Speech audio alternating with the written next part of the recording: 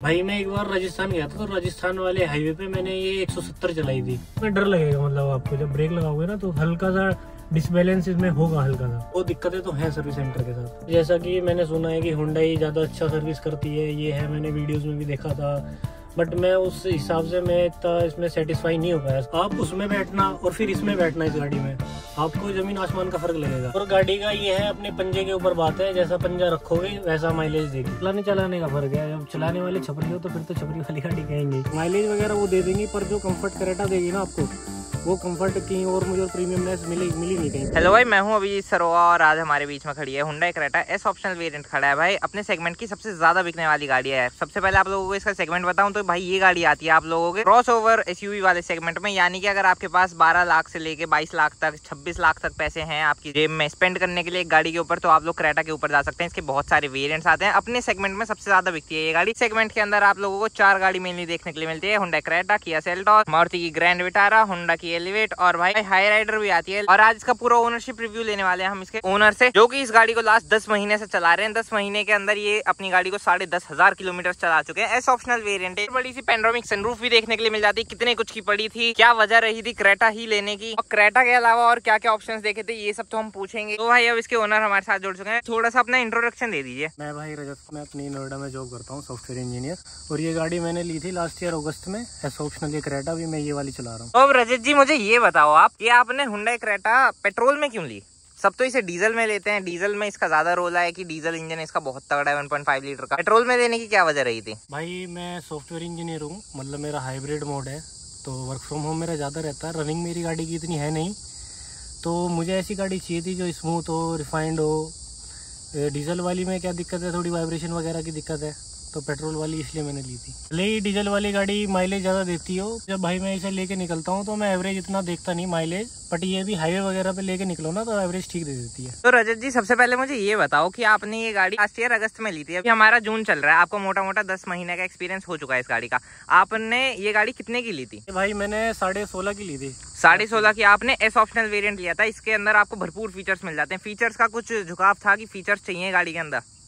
भाई देखो, मैं मतलब ऐसा आदमी हूँ कि मुझे फीचर्स थोड़े चाहिए गाड़ी में। थोड़ा टेकी हूँ, सॉफ्टवेयर हूँ, थोड़ा टेकी हूँ, तो इसलिए मुझे थोड़े फीचर्स चाहिए गाड़ी में, और इसलिए आपने एस ऑप्शनल वेरिएंट ले लिया। आपने 16.5 लाख रुपए लगाए, जब आपकी जेब में 16.5 लाख रुपए थे, आपने ये नहीं देखा कि मैं अलग अलग शोरूम पे जाके देखूं या फिर इसके कंपटीशन में और कुछ गाड़ियां देखी हो आपने? मैंने ऑप्शन और भी देखे थे, जैसे ग्रैंड विटारा देखा था, और भी बहुत सारे देखे थे, बट ग्रैंड विटारा वगैरह मतलब है इसी सेगमेंट की, पर वो माइलेज वगैरह वो दे देंगी, पर जो कंफर्ट करेटा देगी ना आपको, वो कंफर्ट की और मुझे प्रीमियमनेस मिली नहीं कहीं, इसलिए मैंने ये वाली ली है गाड़ी। माइलेज का भाई इसमें कोई फर्क नहीं है। मैंने ग्रैंड विटारा भी देखी है, मेरे दोस्तों पे है, तो फर्क 1-2 का ही है, इतना फर्क नहीं है। इसको भी सही से चलाओ, ये भी माइलेज बढ़िया देगी। वो तुम्हें 15 का दे देगी हाईवे पे, और कहीं भी ये तुम्हें 13 का दे देगी आराम से। अब गाड़ी के थोड़ा अंदर बैठ के बात करते हैं, और गाड़ी के अंदर इसलिए लेके आए हैं, गाड़ी के अंदर बैठते इंसुलेशन बहुत ही गजब की मिलती है इस गाड़ी के अंदर। आपने एलिवेट वगैरह देखी? हाँ मैंने एलिवेट भी देखी थी, पर उसमें इतनी ज्यादा प्रीमियमनेस नहीं है। ये वाली गाड़ी ज्यादा अच्छी है उससे। उसके अंदर ना तो इंसुलेशन है, आप उसमें बैठना और फिर इसमें बैठना, इस गाड़ी में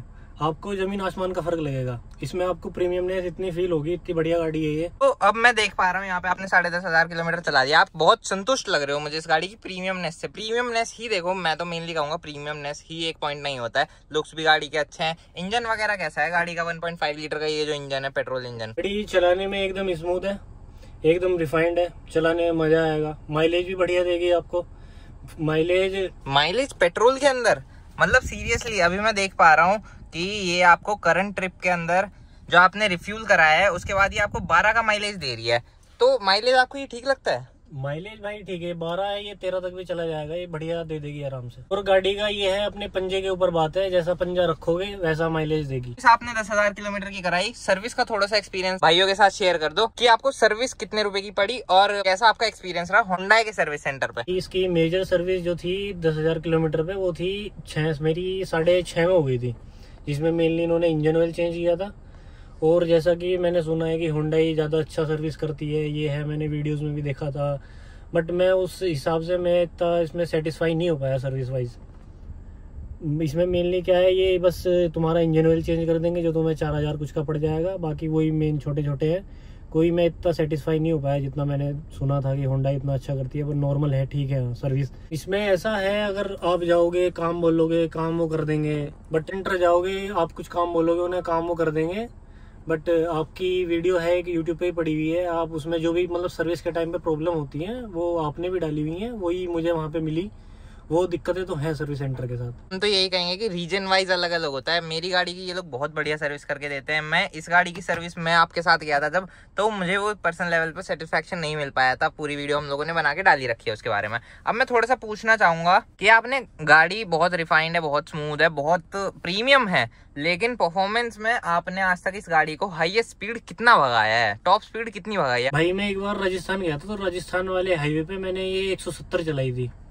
बट 170 चला हो गया था, पर इसका जो निडल है ना पेट्रोल की, वो ऐसे टूटेगी, मतलब जल्दी टूटती है, माइलेज थोड़ा सा कम देगी। पर 170 पे तुम्हें बिल्कुल मतलब कैबिन में बैठ के ऐसा लगेगा कि कोई नॉइज नहीं है बाहर से, मतलब चलाने का मजा तो है। माइलेज वगैरह हायर आरपीएम्स पे नहीं देगी, क्योंकि जब आप 170 भगाओगे तो ये आपका आरपीएम इतने ऊपर रहेगा, 5000 आरपीएम तक अप्रोक्सीमेटली टच करके ही रहेगा।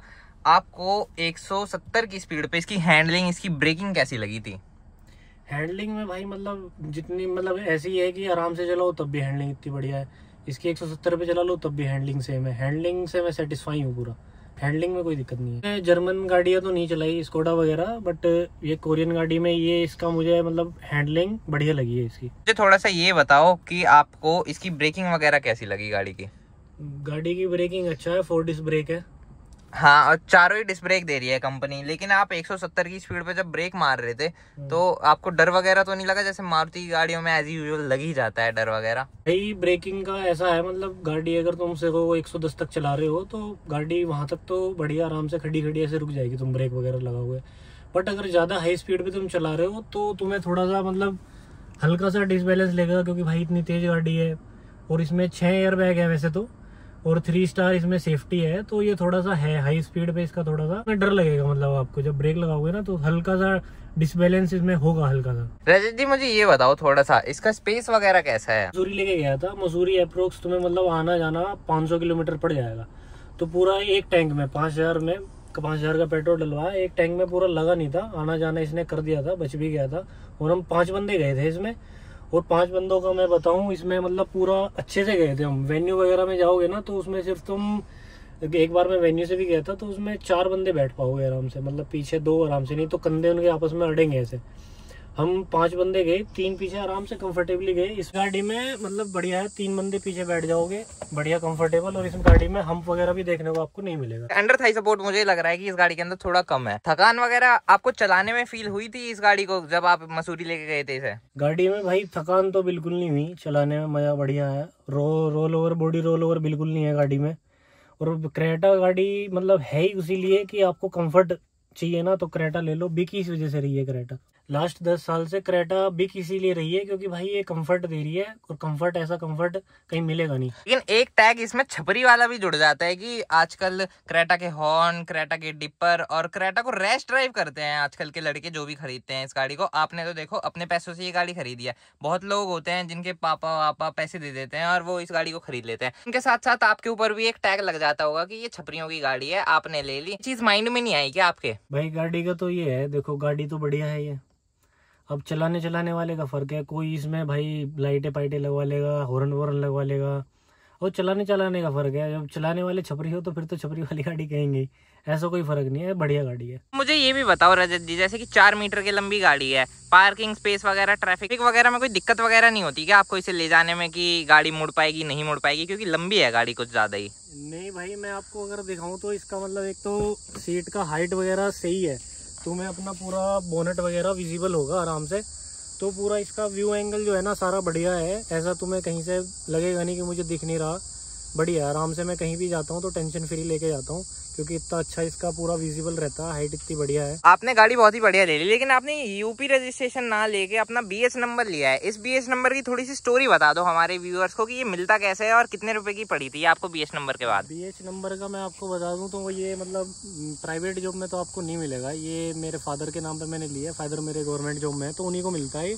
बट इसका फ़ायदा है जैसे कि आपको एक तो जैसे नॉर्मल गाड़ी लेते हो नॉर्मल नंबर, तो उसका सारा टैक्स वगैरह एक साथ जाता है। इसमें आपका टैक्स जो है आपका मतलब उसमें जाएगा इंस्टॉलमेंट वगैरह में, मतलब एक बारी में नहीं जाता, कट के जाता है आराम से।